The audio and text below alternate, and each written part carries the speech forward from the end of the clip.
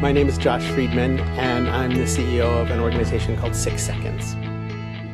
Why is social emotional learning so important? Think about the challenges that our children and students are facing in the world today. The need to collaborate across boundaries, the need to handle complexity, the need to work with people and find common ground even when things are challenging. Kids are stressed for the first time, more stressed than adults, and they're suffering. And we must equip them with the skills to navigate this complexity and to handle the world that they are inheriting. Fortunately, the skills of emotional intelligence are learnable, and these are the skills that kids need to flourish now in schools, but also in life and in their careers.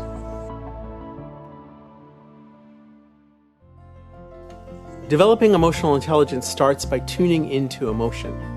Emotions are actually neurohormones. They're chemicals that are part of our regulatory system, and they affect every living cell in the human body.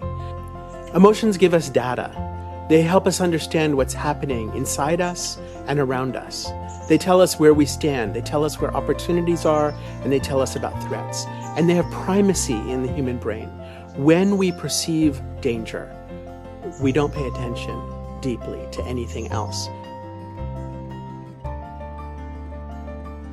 Emotions serve to focus our attention and to motivate us. And just think about what you want as an educator, as a parent, as an educational leader. You want kids focusing on what matters and motivated to dig in and discover and explore and make connections and solve problems and create the future for themselves and the world. We're called 6 seconds because these little chemicals of emotion last in our brains and bodies for just about 6 seconds. Then they go into our bloodstream, they affect all of these cells, and they're broken down. So it means we have these little 6-second windows of opportunity to tune in, to pay attention, to look not just what's on the surface, but what's going on underneath. And if we want to really engage in emotions ourselves and work with our students' emotions, we can't just pay attention to the one loud feeling or what's obvious on somebody's face or what somebody says when we're passing them in the hall and say, "How are you doing?" We actually need to learn to look more deeply. We need a new pair of emotion glasses that let us see inside ourselves and one another to the complexities of feelings and all of these mixed and challenging and contradictory, paradoxical messages that we need to learn to sort out and find our way through and get this information about what's really happening. And we only have these little 6-second windows to do that.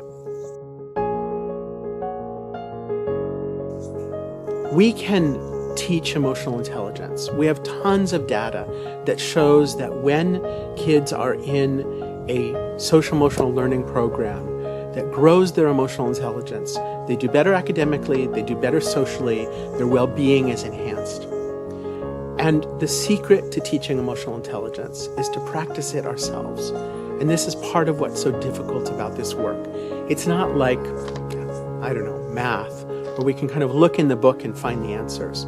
With emotional intelligence, we have to look inside ourselves and find the answers. There isn't a book that's going to tell us how we're feeling and what to do with that. We need to live this ourselves, and we need to practice emotional intelligence on a daily basis.